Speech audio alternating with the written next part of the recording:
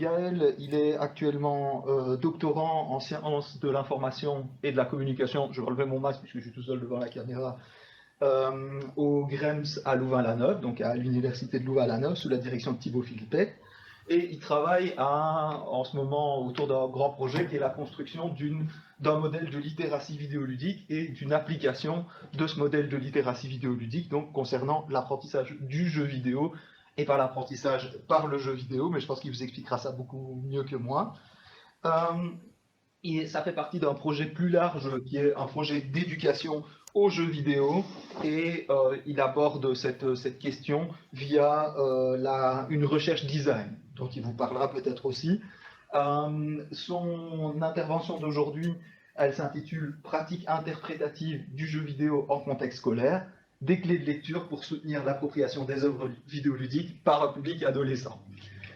Une dernière chose à vous dire sur Gaël, si vous voulez lire une de ses publications récentes, une qui est en tout cas très intéressante, il a publié dans Médiation et médiatisation des jeux vidéo en classe et des élèves aux manettes, avec aussi un sous-titre, vers une littératie vidéoludique en contexte scolaire.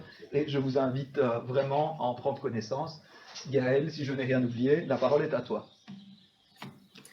Merci Bruno.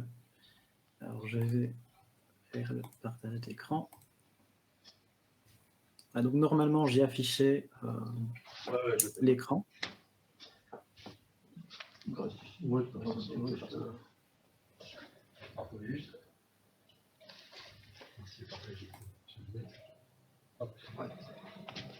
Tu me dis quand c'est bon. Là il est lancé. Ouais, c'est bon, c'est affiché, je pense. Je vois tout. Ok, super. Donc merci Bruno, merci aussi au comité organisateur de m'avoir donné l'opportunité de venir présenter mes recherches aujourd'hui dans le cadre de ce colloque. Alors effectivement, comme Bruno l'a dit, moi mes recherches, elles portent sur la mise en design d'une pratique d'éducation aux jeux vidéo en contexte scolaire. Et en fait, le terme « O », même s'il se réduit à 3 lettres, il a toute son importance. En fait, ça fait un petit moment maintenant que le jeu vidéo, il est mobilisé dans les classes d'école. Et bien souvent, il est utilisé en tant qu'outil au service d'objectifs qui sont complètement externes au jeu vidéo. C'est ce qu'on appelle l'éducation par le jeu vidéo. Alors, étant prof de français et joueur, j'ai moi aussi rapidement intégré le jeu vidéo dans mes cours. Et j'ai par exemple utilisé, pour ceux qui connaissent, Towerfall Ascension, qui est un petit jeu de combat, et je l'ai utilisé pour travailler l'oral en classe. Et donc, en gros, les élèves devaient commenter un match joué en live dans la classe à la manière de commentateurs sportifs, tout en exploitant en fait le registre épique qu'on avait travaillé dans des cours de grammaire et d'orthographe. Un autre exemple, j'ai utilisé aussi Journey pour introduire le récit initiatique, ou encore Subnautica, pour faire écrire à mes élèves en français langue étrangère un wiki de la faune et de la flore du jeu. Alors même si ces activités cadrent certains apprentissages, en fait le problème c'est qu'elles instrumentalisent et transforment le jeu jusqu'à parfois complètement le dénaturer. Et alors du coup dans ce cas-là, le jeu vidéo n'y est plus vraiment du jeu vidéo. Et je me souviens d'ailleurs d'un cours qu'on avait organisé avec une collègue en histoire, on avait utilisé Zelda Breath of the Wild. L'idée, c'était en fait d'approcher une série de styles architecturaux à travers l'exploration du temple du temps. Et en fait, les élèves ont très vite été frustrés car on les obligeait à rester dans la zone du monument, tandis qu'en fait, eux, ils avaient envie de céder à l'appel de l'aventure et d'aller taper du monstre. Et donc, en gros, si l'activité a été un succès pédagogique, car ça a quand même bien fonctionné du point de vue des apprentissages, en fait, l'activité a été un échec sur le plan ludique. Et donc, du coup, le principe de l'éducation au jeu vidéo, c'est de faire du jeu vidéo un objet d'étude à l'école à travers des activités qui vont permettre en fait aux élèves d'être sensibilisés à ces spécificités techniques, artistiques, culturelles et sociales. Et alors, personnellement, c'est devenu dans les cours de français que je donne un objet médiatique que j'étudie en classe au même titre que j'enseigne à mes élèves des outils pour lire un roman, décoder un film, apprécier une peinture, etc. Évidemment, l'éducation aux jeux vidéo nécessite de développer des outils qui lui sont spécifiques, ce que je me suis employé à faire durant ma thèse. Alors, au fil de ma recherche, j'ai évidemment tenté de définir la pratique d'éducation aux jeux vidéo, et pour ça, je suis passé par la littératie vidéoludique.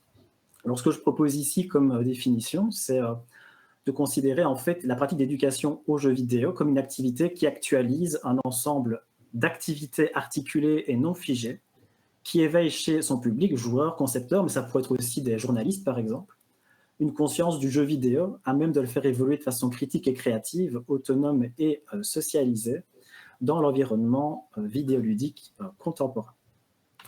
Et donc du coup, la pratique d'éducation aux jeux vidéo, elle vise le rapport aux jeux vidéo. Et elle poursuit 5 objectifs généraux que j'ai tenté de définir et sur lesquels je travaille.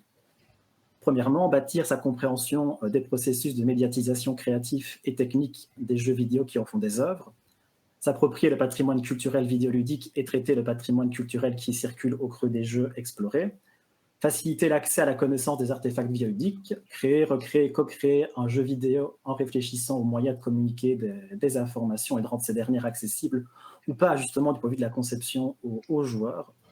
Et 5, partager et rendre compte d'une expérience vidéoludique. Donc ça, c'est vraiment mon cadre général de travail.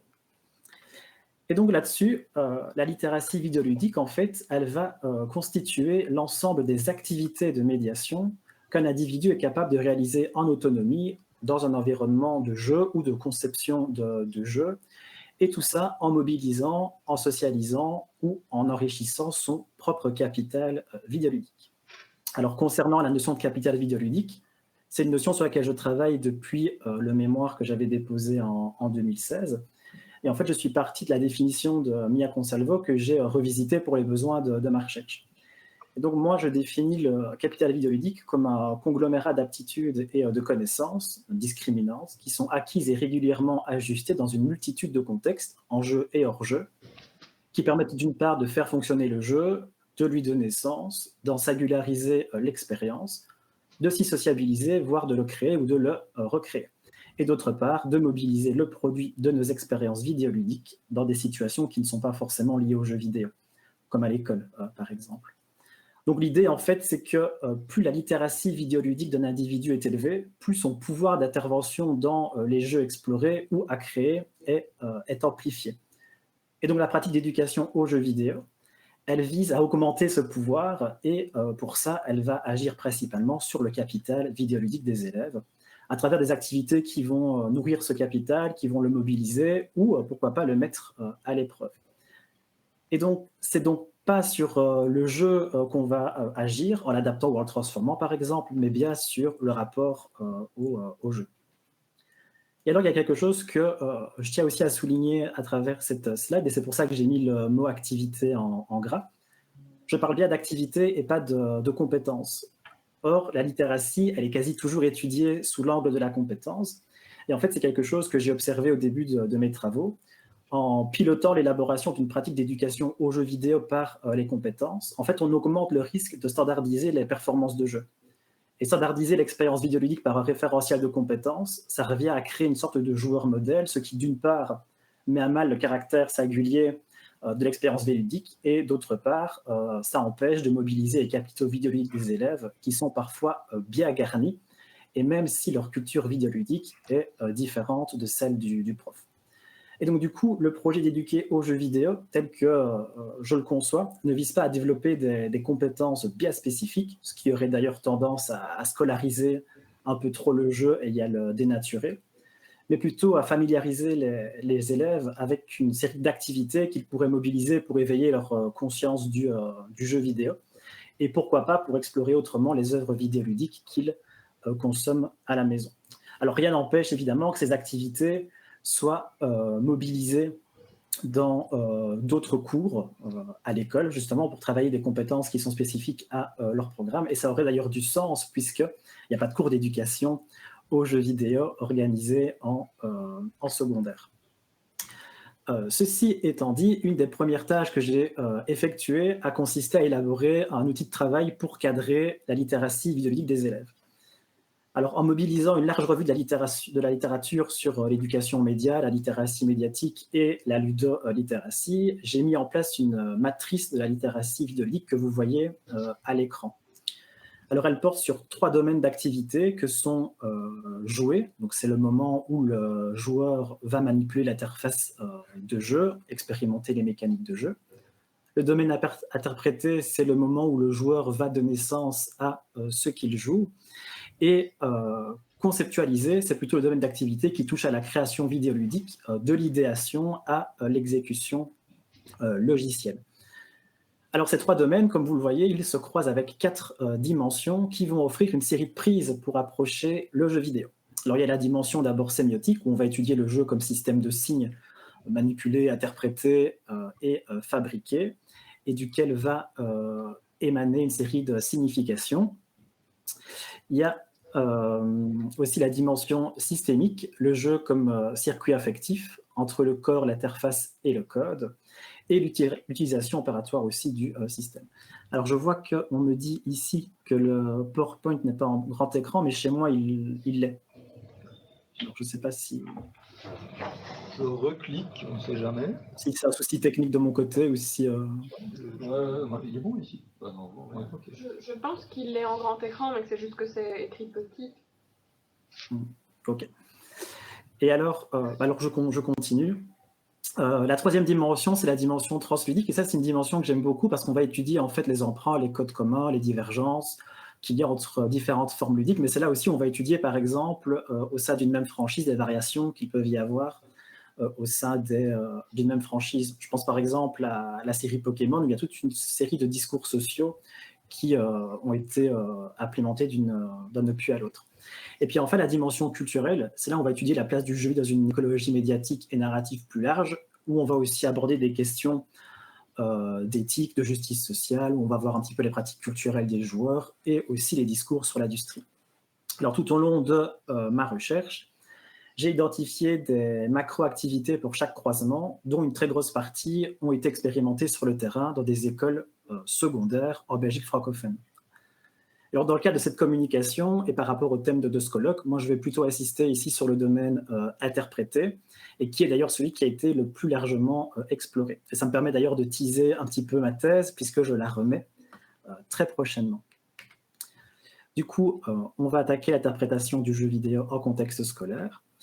Et alors, je conçois l'interprétation comme à la fois un acte de réception, donc le joueur va décoder le système formel du jeu et en éprouver toute la dimension affective, mais aussi comme un acte de création ou de co-création où le joueur va attribuer du sens à ce système, le négocier, et ça tout seul ou avec d'autres. Mais l'interprétation, elle ne va pas différencier ces deux actes, mais elle va plutôt les fondre l'un dans l'autre en une activité qui correspond à ce que Delabroise appelle, et j'aime beaucoup cette citation, un entre-deux, entre production et reconnaissance, entre information et communication, entre élucidation et création.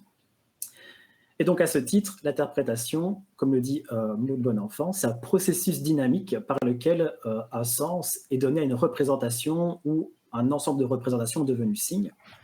Processus dynamique, elle sert de relais entre le système formel du jeu et le sens du jeu nécessairement interprété par un joueur faisant partie d'une culture. Grâce à l'interprétation, le sens se transforme constamment et n'est jamais fixé une fois pour toutes. Et donc, du coup, au-delà de la capacité du joueur à recevoir et à chercher de l'information dans un jeu, il s'agit en fait d'assumer aussi à l'école qu'il est également producteur de sens et qu'à ce titre, il peut lui-même construire son propre parcours d'interprétation des informations qui circulent au creux des jeux qu'ils explorent. Et c'est une idée qui me paraît très importante à garder en tête, surtout en contexte scolaire. Les activités d'interprétation, elles ne doivent pas avoir pour but d'amener les élèves à paraphraser ou à reconstruire l'interprétation qui a été fabriquée par le prof. Les activités doivent plutôt mettre à la disposition des élèves des outils qui vont leur permettre d'explorer le sens des jeux qu'on va leur partager et d'en proposer une signification sur base de leur propre parcours interprétatif, partant du principe qu'il y a plusieurs lectures possibles. Et c'est d'autant plus important que deux joueurs vont interpréter différemment un même jeu selon les ressources qu'ils vont mobiliser. Et je vous parlais du capital vidéoludique tout à l'heure, c'est ça en fait. Il est important en fait de ménager à l'école un espace suffisant dans l'intervention pédagogique pour que les élèves puissent convoquer leurs propres ressources et leurs expertises. Là, j'ai autant appris d'eux que des explorations théoriques que j'ai menées dans le cadre de ma thèse. Alors tout ça m'amène à revenir sur la manière dont on peut justement construire une intervention pédagogique qui porte sur l'interprétation. Et alors tout d'abord, j'ai dû opérationnaliser la matrice de la littératie vidéoludique que je vous ai montrée, puisqu'au départ, évidemment, elle était vide sans les macro-activités que vous avez pu apercevoir. Et donc pour ça, j'ai construit le concept de clé matricielle qui peut désigner soit un processus de médiatisation ou une activité de médiation. Et donc selon Peraya, en fait, la médiatisation, elle désigne tous les processus créatifs et techniques qui vont aboutir à une mise en média des contenus, des connaissances et des informations à communiquer. Donc autrement dit, ça répond aux agirs créateurs, à la manière dont on va créer un jeu vidéo. La médiation, elle relève plutôt de la sphère des usages et elle touche à ce qui relève plutôt de l'observation du jeu, de son analyse, de sa compréhension et de ses effets dans le contexte quotidien des joueurs. Et donc vous avez ici à l'écran le modèle que j'ai construit pour les besoins de ma thèse.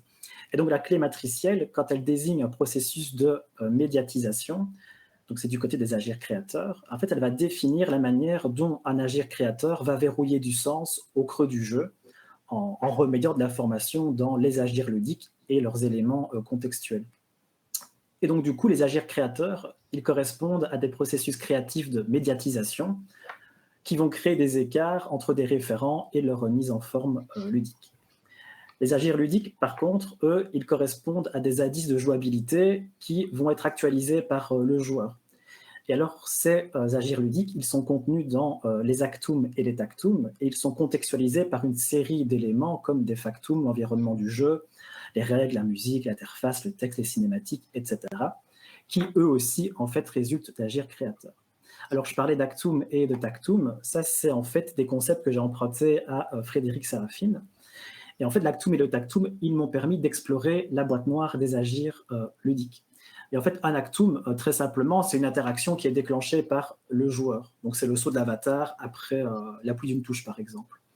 Le tactum, c'est une interaction entre le joueur et un objet non jouable, ce qui va en modifier l'état. Si, par exemple, votre personnage marche sur un pic venimeux, eh bien, il est empoisonné. Le factum, c'est une interaction qui n'affecte que des éléments qui sont non jouables. Par exemple, quand il y a la nuit, de nouvelles créatures apparaissent. Donc, ce n'est pas quelque chose qui est actualisé par le joueur, même si ça peut en conditionner le sens. Alors, comme vous le voyez sur l'écran, et ça c'est Séraphine qui le dit, plusieurs actums et ou tactums peuvent être assemblés dans des ludophrases que le joueur va traiter pour donner sens à ce qu'il joue. Les ludophrases, elles ne sont pas toujours d'emblée données au joueur, et donc c'est parfois à lui de les reconstruire, et c'est là que le jeu peut faire résistance ou se prêter à une multitude de significations. Et donc dans tout ça, les agirs interprétatifs, en fait, ils sont dans les doubles flèches que vous voyez circuler entre les différents éléments du modèle. Et les agirs interprétatifs, ce sont des activités de médiation qui vont concourir à l'élaboration du parcours interprétatif du joueur. En gros, les agirs interprétatifs désignent la façon dont le joueur va ou peut donner sens au jeu. Donc en gros, ils permettent de donner sens au processus de médiatisation au creux du jeu et de remonter le flux des agirs créateurs. Ces agirs interprétatifs, ils vont colorer le ludotexte qu'ils produisent. Et en fait, le ludotexte, c'est le produit de l'interprétation du joueur. Et les trois petits points, les points de suspension que vous voyez sur le modèle, en fait, ça signifie simplement qu'il est possible de constituer plusieurs ludophrases qui, chacune passant par les dimensions systémiques, transludiques et culturelles, vont contribuer au ludotexte. Et alors le joueur, lui, comme vous le voyez aussi à l'écran, il va pouvoir mobiliser ses propres référents et son capital vidéoludique. Du coup, le ludotexte qu'il produit est singulier, ne correspond pas forcément au sens qui a été pensé par les concepteurs ni à celui d'un autre joueur. Ainsi, ces clés matricielles, elles vont pouvoir aussi désigner les activités de médiation que le joueur va réaliser pour actualiser les agirs interprétatifs, donc pour donner sens au jeu et construire son parcours d'interprétation. J'ai donc dû trouver des outils pour faire sauter un petit peu les verrous qui ont été posés par les processus de médiatisation. Et donc une autre grosse part de mon travail a consisté à créer ces outils pour donner aux élèves un accès au sens, parfois difficile d'accès, qui est inscrit dans les ludophrases et les éléments qui les constituent. Le but étant évidemment que les élèves produisent leur propre ludotexte à travers leurs expériences. Alors j'ai procédé en 4 étapes et pour ça je suis parti de ma propre expérience de joueur car l'air de rien, notre capital vidéoludique personnel figure déjà un terreau hyper riche pour ce genre de travail. Et donc j'ai commencé par reprendre des jeux de ma ludothèque, j'ai rejoué à certains d'entre eux et j'ai intégré à ce corpus une série de nouveaux jeux qui étaient parfois complètement éloignés des jeux auxquels je jouais d'habitude. Je pense notamment aux jeux de course. Et j'ai procédé en 4 étapes. Donc d'abord, pour chaque jeu du corpus, j'ai produit un ludothèque, forcément subjectif et personnel, que j'ai parfois ajusté ou nuancé en le croisant avec des sources documentaires comme des conférences de développeurs, je pense à la GDC, des interviews, des artbooks, etc. Et chaque ludothèque constituant une interprétation possible du jeu, on peut évidemment pour un même jeu produire plusieurs ludotextes, et donc c'est pour ça que j'ai croisé avec plusieurs autres sources documentaires pour pouvoir décentrer un petit peu ma propre lecture des jeux. C'est important dans une perspective d'éducation, en tout cas je trouve. Ensuite, deuxième étape, j'ai associé des référents du ludothèque produit aux éléments constitutifs du jeu. Donc d'un côté, les agirs ludiques, de l'autre, les éléments plutôt contextuels. Donc en gros, j'ai essayé de rattacher les éléments de mon interprétation à des éléments concrets du jeu. En troisième étape, j'ai décrit la manière dont les éléments constitutifs que j'avais repérés interagissaient entre eux au niveau sémiotique et systémique, de la manière dont ils se coordonnent en ludophrase, tout en essayant de caractériser en fait l'écart entre le référent et la manière dont il est intermédié dans le jeu. Donc en fait, si je dis les choses autrement, ce que j'ai essayé de faire ici, c'est de décrire les agirs créateurs en traversant les différentes dimensions de la littératie vidéoludique que je vous ai présentée. Et donc, quatrième étape, en imaginant en fait que le processus de médiatisation que j'ai préformalisé dans l'étape 3 corresponde à une loi, j'ai en fait cherché s'il était effectif dans d'autres jeux du corpus. Et quand plusieurs récurrences que j'avais colligées semblaient marquer une anticipation possible sur les pratiques d'interprétation, je les ai définies en tant que clés matricielles. Et donc ce travail m'a permis de mettre en forme toute une série de clés qui peuvent être mobilisées dans les domaines d'activité de la littératie ludique que vous avez vus, avec évidemment chacune des méthodologies bien spécifiques. Ici, dans ce qui nous intéresse, c'est que ces clés, on va pouvoir les utiliser comme des outils d'interprétation. Alors, je ne vais pas toutes les définir ici, ça n'aurait pas beaucoup de sens, mais je vais vous en présenter quelques-unes dans un exemple de traduction pédagogique de tout ça. Et c'est avec ça que je terminerai.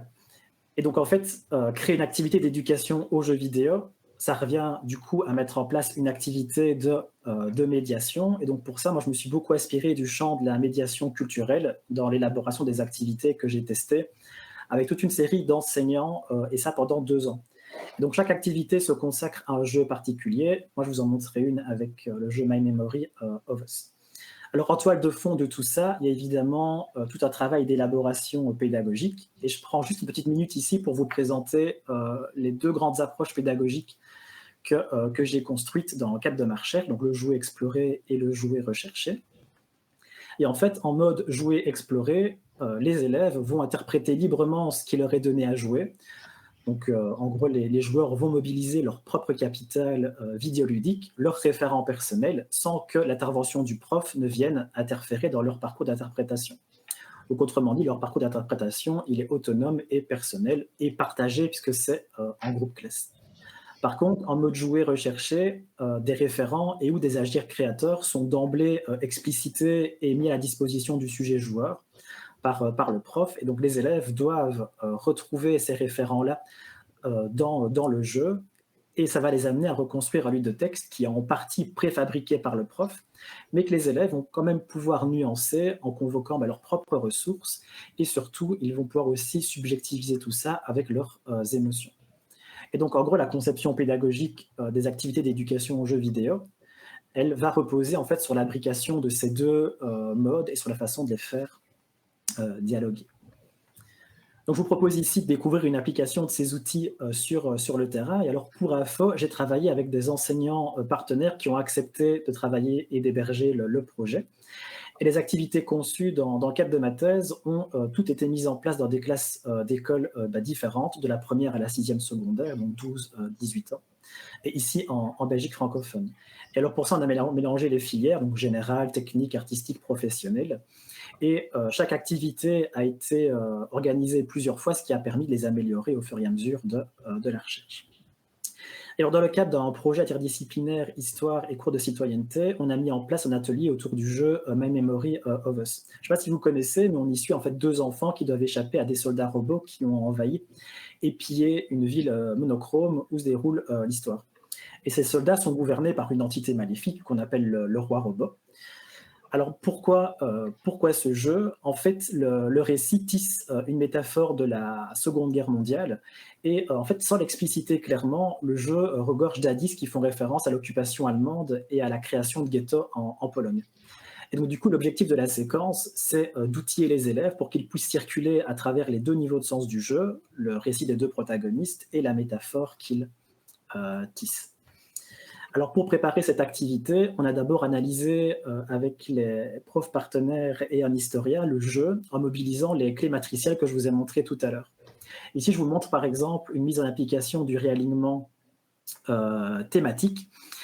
Et en fait, comme vous le voyez, c'est un processus de médiatisation qui consiste à déconstruire un thème référent et à le remédier dans le jeu à travers une série de composantes contextuelles aux agir ludiques.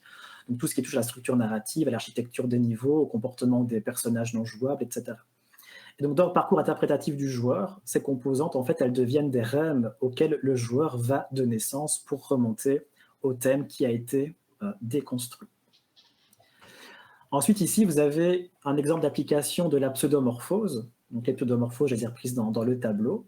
Et en fait, la pseudomorphose, c'est un processus de médiatisation par lequel un motif est remédié sous une autre forme à l'intérieur du jeu, tout en conservant un rapport de sens proche du motif qui a migré, comme vous le voyez dans les exemples affichés.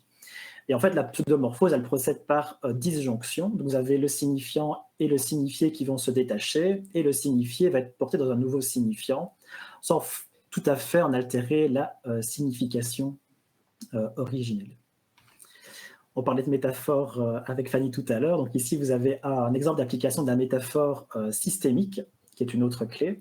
Donc ça, c'est un processus de médiatisation qui consiste à remédier un thème, une idée, un discours, à travers en fait un ensemble agencé d'agir ludiques. Donc autrement dit, à travers les actums et les tactums, qui vont en devenir des analogies. Et donc l'objectif de la séquence autour de My Memory of Us, c'est en fait que les élèves parviennent à identifier le réalignement thématique au cœur du jeu et à repérer au moins 3 pseudomorphoses pour pouvoir justement décoder la métaphore systémique. Donc autrement dit, les clés s'abriquent entre elles. Alors pour y parvenir, le scénario est découpé en plusieurs étapes. Donc d'abord, les élèves ont dû observer et analyser l'écran titre pour se construire un horizon de lecture. Et puis après ça, le prof présente le jeu, résume le début de l'histoire, puisqu'on ne va jouer qu'au chapitre 7 du jeu. On lance ensuite le jeu, et c'est un élève qui va prendre la manette en main. La manette va circuler de main en main, mais on ne force jamais un élève à jouer. Et donc ici, on est dans le mode jouer, explorer. Donc en fait, chaque élève va recevoir un poids d'intérêt à observer dans le jeu. Il s'agit soit d'observer l'environnement, soit les personnages non jouables, soit les personnages jouables. Et ils ont des petits indicateurs que je vous ai notés sur la slide. Et donc, ils vont prendre note de leurs observations, mais surtout, ils sont invités, en fait, pendant le jeu, à discuter du jeu, à s'entraider quand il y en a un qui est bloqué, par exemple, à partager leurs hypothèses et leurs impressions. Ce qui est important, c'est que le prof n'infléchisse jamais le parcours d'interprétation. Le but, c'est vraiment de faire ressortir toutes les hypothèses des élèves pour avoir un premier terreau de travail. Après ça, les élèves sont invités en fait, à synthétiser leurs observations à partir de 3 questions qui leur sont posées et qui sont affichées ici. Et donc, ils vont d'abord avoir un petit temps de réflexion individuelle, puis on va mettre en commun leurs idées en complétant le tableau. Et donc, l'idée ici, c'est vraiment de mettre à plat les hypothèses des élèves, mais de nouveau, nous, on ne va pas interférer en tant que prof dans cette mise à plat.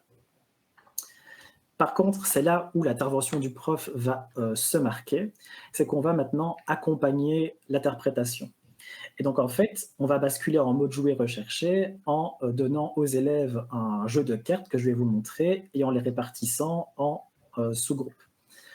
Donc voilà un échantillon de cartes que chaque groupe reçoit. Et donc, en fait, il est demandé aux élèves de discuter en groupe et de noter au verso de chaque carte un élément du jeu qui lui fait référence. Et donc, ces cartes, elles ont été créées à partir de mon parcours interprétatif du joueur, du travail qu'on a effectué avec les autres enseignants, mais aussi de la documentation que j'ai trouvée à propos du jeu et qui est aussi incluse dans le jeu. Et alors, il y a, comme je vous l'avais dit, un historien qui était passé sur tout ça pour vérifier. Et donc, ces cartes, elles vont forcément orienter l'interprétation du jeu en livrant toute une série de clés de lecture. Alors, le but, c'est pas de demander aux élèves, évidemment, de reconnaître ou de définir les clés matricielles qui ont servi à créer ce matériel. Donc, on se fiche un peu à ce stade, et surtout pour des gamins de 13-14 ans, qu'ils puissent nommer pseudomorphose, métaphore systémique ou réalignement thématique. En fait, ce qui va être important, c'est qu'ils comprennent en fait, et arrivent à établir des rapports de sens entre ce que le jeu raconte et comment il le raconte dans le jeu. Et c'est un petit peu comme si on grattait le vernis du jeu pour aller voir un petit peu ce qu'il nous raconte plus profondément. Donc c'est là-dessus qu'on va les titiller, qu'on va les questionner, qu'on va les mettre en posture de recherche, histoire que le jeu leur fasse un peu moins résistance. Alors ça peut vous paraître drôle, mais en fait l'interprétation de ce jeu, elle est loin d'être évidente pour les jeunes. Et pour vous donner une idée, d'ailleurs, certains ne savaient même pas ce qu'était un Bosch, si ce n'est un modèle de machine à lessiver. Donc voilà, il y a beaucoup de travail à faire à ce niveau-là. Et donc, une fois que les élèves ont terminé, on va revenir en fait au tableau qu'on a complété ensemble et on va reprendre en fait les hypothèses des élèves qu'on va remettre en débat. Donc, il y a tout un tas de prolongements qui sont possibles après, comme par exemple faire un nouveau chapitre, donc par exemple le chapitre 8, et voir si les élèves sont capables ou pas d'analyser plus profondément le jeu en mobilisant justement les clés qui ont été adductivement intégrées aux activités du cours. Alors, il y a pas mal de choses à dire, notamment sur la façon dont tout ça est vécu en classe, mais ici le temps est imparti. Moi, ce que je voulais surtout vous montrer, c'est un exemple d'activité d'éducation aux jeux vidéo réalisée à partir de la posture d'un praticien-chercheur, donc dans des allers-retours incessants en fait, entre recherche et terrain. Mais du coup, on pourra poursuivre les échanges avec plaisir avec ceux qui sont intéressés. Merci en tout cas de m'avoir écouté.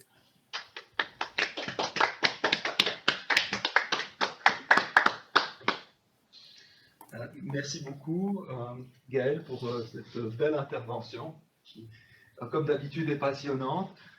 J'ai sans doute quelques questions, mais peut-être que, Fanny, toi, tu es sur le chat et tu en as d'autres qui seraient arrivés pendant ce temps-là. J'ai déjà une question pratique de EPN 3 points qui est de savoir où on peut trouver, parce qu'il y a des endroits où on peut trouver les ressources dont tu as parlé aujourd'hui. Donc j'ai déjà linké ton blog de recherche que tu avais montré aussi sur ta dernière slide. Mais est-ce que concernant l'exemple que tu as présenté ici, tu as d'autres endroits à promouvoir? Alors, les étudiants inscrits au certificat que vous organisez vont avoir la chance d'avoir un échantillon de ces activités pour un des cours qui sera donné. Donc ça, c'est une première chose. La deuxième chose, c'est que donc, la thèse ici, je la dépose dans les semaines qui suivent. Et donc, en fait, à côté du manuscrit, il va y avoir tout un recueil d'activités qui est fait une centaine de pages avec que du matériel pédagogique. Et donc, il sera distribué avec la thèse. Donc là, il faut encore patienter un petit peu pour la mise à disposition de tout ça, mais tout ça sera distribué. Il y a déjà quelques pistes sur le blog, mais que je n'ai plus le temps de mettre à jour récemment, malheureusement. Mais ça arrive. C'est génial et je pense que tout le monde va attendre ça avec impatience. Et par ailleurs, je te transmets évidemment aussi les félicitations du chat pour le dépôt de ta thèse prochaine. Ah. Bon, on n'y est pas encore, mais ça arrive. Hein. Mais merci. On peut féliciter avant. Oui. Le chat, non, mais il y a Esteban qui a levé sa main, j'ai vu. On t'écoute, Esteban. Vas-y. Oui, merci beaucoup pour m'avoir donné la parole. Gaël, merci vraiment beaucoup pour cette communication que j'ai trouvé absolument passionnante et j'ai très hâte aussi je pense que tu auras soutenu ta thèse bien avant la mienne et j'ai donc très hâte de parcourir ta thèse et ainsi que le matériel pédagogique que tu vas mettre à disposition. Vraiment, j'ai été complètement captivé par tes propos et ta très belle voix. Cela étant dit, je vais revenir un petit peu sur un propos que tu as eu en début de ton intervention. sur quand tu as abordé la question des compétences. Et vraiment, donc, du coup, toi, ton point de départ, c'est d'aborder la littératie vidéoludique du point de vue de l'activité.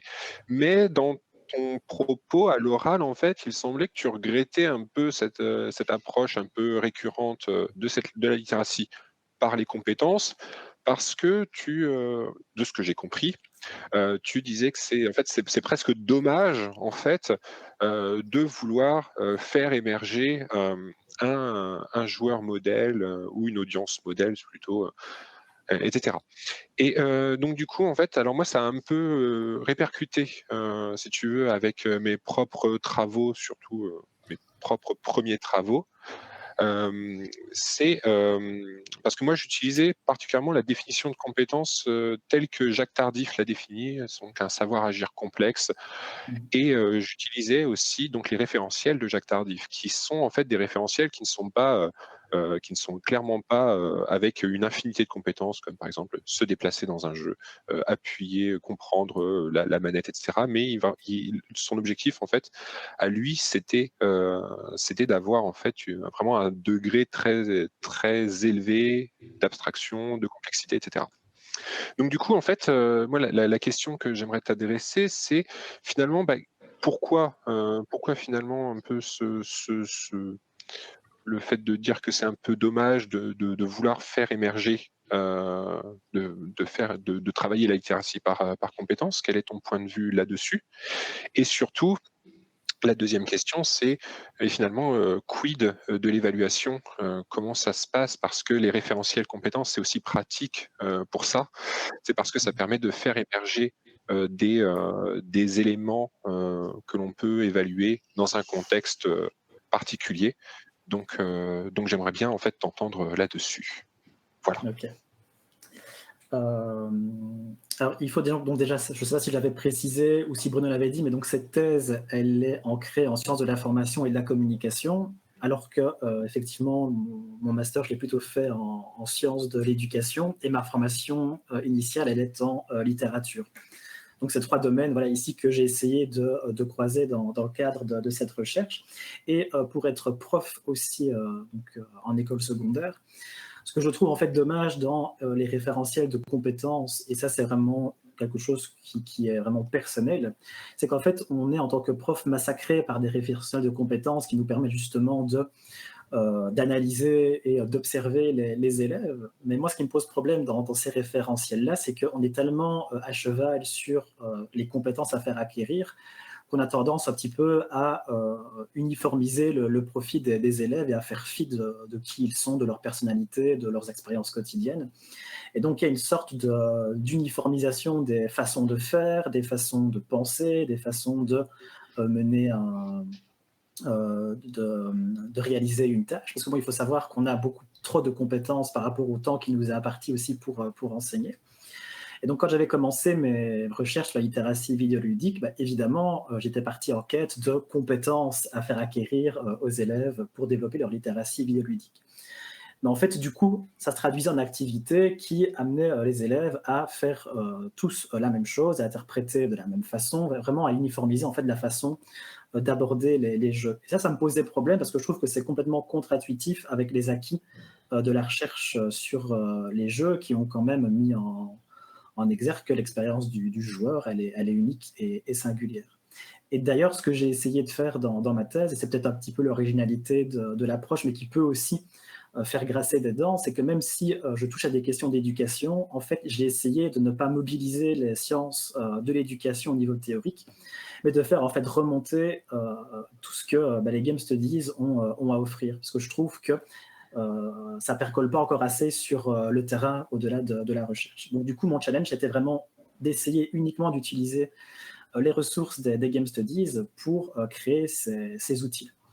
Et alors par rapport à l'évaluation, justement, ça fait aussi le lien, puisque je me vois mal évaluer des élèves autour d'une pratique d'éducation aux jeux vidéo. Ça n'aurait pas de sens. Et c'est pour ça que je disais aussi que, comme il n'y a pas de cours d'éducation aux jeux vidéo, l'idée, c'est de voir comment le prof il peut aussi intégrer l'éducation aux jeux vidéo dans ses cours, au-delà de l'instrumentalisation de jeux. Je prends un exemple. Il y a toute une activité qui tourne autour du jeu Two Brothers, A Tale of Two Sons, où on va justement un petit peu, avec les élèves, leur montrer qu'un jeu en apparence monomythique et qui a la forme du conte est en fait une autobiographie. Donc, c'est pour ça que j'ai travaillé aussi avec eux sur la clé matricielle du relais autobiographique. Et donc, avec ça, une fois qu'ils ont compris qu'un jeu vidéo pouvait aussi, de manière comme ça un peu codée, permettre d'exposer des bribes de vie, l'enseignant est tout à fait libre après d'aller mettre ça à l'épreuve dans d'autres formes médiatiques qui touchent à son domaine. Et concernant l'évaluation vraiment spécifique de ces évaluations-là, de ces activités-là, pardon, en fait, dans la matrice de la littératie ludique que je vous ai montrée, on peut aussi complètement évider les macro-activités et l'imaginer comme une grille pour concevoir des critères d'évaluation. C'est-à-dire que le prof, il va créer son activité, il va se dire, voilà, moi j'ai envie que mes élèves arrivent à faire ça, ça, ça, ça, ça. Et donc, il va, par exemple, au croisement entre jouer et sémiotique ou interpréter culturel, formaliser lui-même des indicateurs qui vont permettre d'observer à la fin de la séquence si oui ou non les élèves sont parvenus à les faire. Et sur base de la formation qu'il reçoit, ça lui permet d'ajuster l'activité ou de remobiliser tout ça dans la suite de son cours. Donc l'idée, c'est vraiment plutôt d'intégrer l'éducation aux jeux vidéo dans la pratique des enseignants par rapport à leur discipline. Et je crois d'ailleurs que, parce que moi j'ai un regard fort littéraire, mais en mathématiques, ça pourrait être génial aussi d'ouvrir la boîte noire un peu technique du jeu vidéo et de voir un petit peu tous les processus qui nous sont cachés et qui contribuent à notre expérience. Et voilà. Et donc tout ça, mettre ça après, donc ne pas mettre le jeu au service des disciplines, mais mettre le capital vidéoludique construit au travers des activités au service d'autres disciplines. Là, je ne sais pas si j'ai répondu à tes questions, mais en tout cas, c'est mon positionnement par rapport à ça. Ah non, si, merci beaucoup énormément pour tous ces éléments de réponse. En fait, mais je vais laisser la parole parce que en fait, ça renvoie encore à plein d'autres questions. J'aimerais bien discuter un de ces quatre avec toi de tout cela parce que c'est vraiment passionnant. Mais je rééteins mon micro et je coupe ma caméra pour laisser la parole. Merci beaucoup, hein, vraiment. Merci à toi. N'hésitez pas à continuer à utiliser le chat ou le Discord pour des discussions qui devraient continuer et qui sont et bien sûr intéressantes autant que l'exposé, mais on a un autre exposé intéressant qui arrive, donc on va arrêter la discussion en live ici.